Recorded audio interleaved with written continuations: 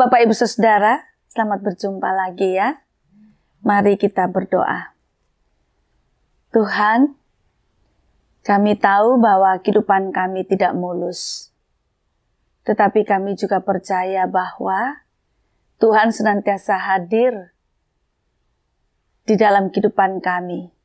Bahkan Tuhan senantiasa berada di sekitar kami melalui alam semesta ini. Kami ingin menjalani hari ini, tetapi sebelumnya kami ingin membaca dan merenungkan firman-Mu. Kami mohon pertolongan Tuhan. Terima kasih, dalam nama Tuhan Yesus kami berdoa. Amin. Bapak Ibu, saya mengajak kita untuk membaca dari kitab Ayub, pasal 37 ayat 5 saja ya Bapak Ibu. Allah mengguntur dengan suaranya yang mengagumkan. Ia melakukan perbuatan-perbuatan besar yang tidak tercapai oleh pengetahuan kita. Demikian jauh pembacaan firman Tuhan. Yang berbahagia adalah setiap kita yang mendengarkan firman Tuhan, memelihara serta melakukannya dalam kehidupan kita setiap hari. Bapak, Ibu, Saudara yang dikasihi Tuhan, ketika dicobai iblis dengan begitu beratnya, Ayub bersikap tegar.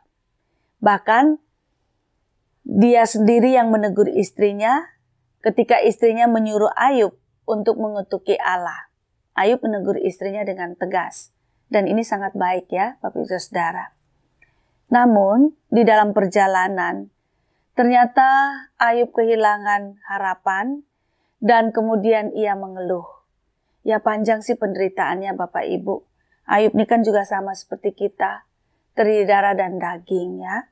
Di dalam perjalanan penderitaannya yang panjang, ada masa-masa di mana Ayub kehilangan pengharapan dan ia mengeluh gitu. Nah saat itu sahabat-sahabat Ayub hadir. Ya masing-masing mereka hadir dengan pendapat mereka masing-masing juga. Pendapat dan nasihat mereka. Seperti Elifas. Elifas itu menuduh bahwa Ayub telah berbuat jahat. Lalu Sofar itu menuduh bahwa Ayub telah bersalah dan Ayub harus memperbaiki diri. Bildad itu juga menuduh bahwa Ayub telah gagal dalam ujian yang Allah buat sendiri. Begitu. Jadi Allah buat ujian untuk Ayub dan ternyata Ayub gagal. Nah Bapak Ibu bisa dibayangkan ya, Ayub mendengarkan pendapat-pendapat teman-temannya ini, sahabat-sahabatnya ini. Ayub menjadi jengkel dengan pendapat para sahabatnya. Ia merasa bahwa mereka tidak mendengarkan dia dan mereka juga tidak memahami keluh kesah yang ia sampaikan. Jadi Ayub menjadi kesal sekali. Jengkel dia. Lalu ada seorang sahabat yang bernama Elihu.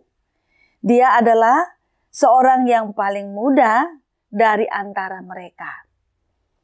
Nah, Bapak Ibu Saudara, Elihu ini berani loh. Dia menegur Ayub dan juga para sahabatnya. Nah antara lain yang kita, ayat 5 yang kita baca, tapi sebetulnya Bapak Ibu kita baca terus pasal-pasal sebelumnya, sampai pasal 37 ayat 1 dan seterusnya, itu sebetulnya perkataan-perkataan Elihu. Di mana ia berusaha untuk menegur dan mengingatkan kembali kepada Ayub dan para sahabatnya. Begini, ia mengingatkan mereka semua akan kemahakuasaan Allah. Jadi ceritakan tentang alam semesta. Dan dari cerita tentang alam semesta ini dia menyampaikan peran penting Allah di alam semesta ini. Nah di situ dia ingin menyampaikan kemahakuasaan Allah. Nah, dia ingin menyampaikan dan mengingatkan pada mereka bahwa melalui alam semesta kita dapat melihat wajah Allah yang maha kuasa itu. Seperti tadi dia bilang Allah mengguntur dengan suaranya yang mengagumkan ya. Ia melakukan perbuatan-perbuatan yang besar. Nah, lalu juga ia menyampaikan bahwa melalui alam semesta kita dapat mengetahui atau kita diberikan informasi bahwa Allah lah yang mengatur semua.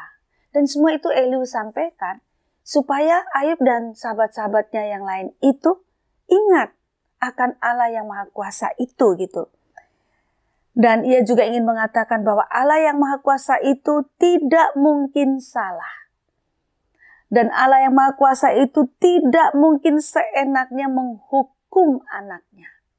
Jadi kembali, Elihu ingatkan Ayub dan para sahabatnya. Allah Maha Kuasa, ia nggak sembarang, ia tidak mungkin salah. Hanya saja bahwa perbuatan-perbuatan yang Allah lakukan, termasuk ketika Allah mengizinkan apa yang terjadi pada Ayub, termasuk di dalamnya penderitaan yang amat berat itu juga perbuatan Allah yang tidak terselami oleh kita manusia.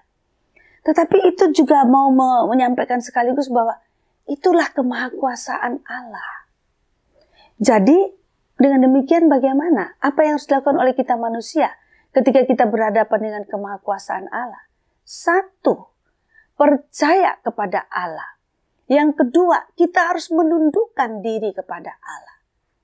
Ketika kita berhadapan dengan Allah yang Maha Kuasa, yang begitu luar biasa, kita percaya kepada Dia bahwa Ia Allah Maha Kuasa, Ia mengatur semua, Ia tidak mungkin salah. Tapi yang kedua juga, kita harus menundukkan diri di hadapan Allah. Jadi ya Ayub maupun para sahabat dan Elihu semua harus tundukkan diri pada Allah yang Maha Kuasa. Karena apa? Karena kita tidak tahu dengan segala kekuatan kita tidak bisa menyelami perbuatan Allah. Tetapi yakinlah akan kemahakuasaannya dan Allah yang Maha Kuasa yang tidak mungkin salah. Mari kita tundukkan diri dan kita pasrah kepada Tuhan Allah atas semua kejadian-kejadian kehidupan kita, atas semua yang terjadi dalam kehidupan kita. Karena Allah mengatur semua. Allah Maha Kuasa. Allah tahu apa yang Ia lakukan dan Allah tahu apa yang terbaik bagi kita. Dan Dia juga telah menyediakan tindakan-tindakan yang luar biasa untuk Ayub. Maka kita pun juga demikian Bapak Ibu. Ketika kita tetap percaya pada Allah, ketika kita tetap setia kepada Allah, ketika kita menundukkan diri kepada Allah, maka Allah akan berbuat yang kita sendiri tidak akan pernah sanggup untuk menyelaminya. Yang pasti adalah yang baik untuk kita. Selamat percaya kepada Tuhan Allah. Selamat percaya akan kemahakuasaan Allah. Percaya pada pengaturannya. Dan menundukkan diri kepadanya. Serta berserah penuh kepada Tuhan. Ia akan berikan yang terbaik bagi kita. Keluarga kita, gereja kita, bangsa dan negara kita. Tuhan menolong kita semua. Amin. Mari kita berdoa.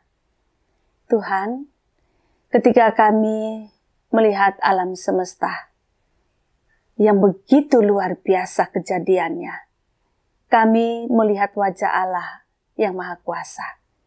Ketika kami melihat alam semesta dengan kejadian-kejadian yang ajaib, kami tahu bahwa Tuhan yang mengatur seluruhnya.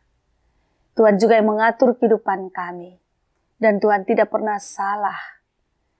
Tuhan sedang bertindak, merancangkan yang baik bagi kami, yang indah bagi kami. Dan perbuatan Tuhan itu tidak akan pernah sanggup kami selami.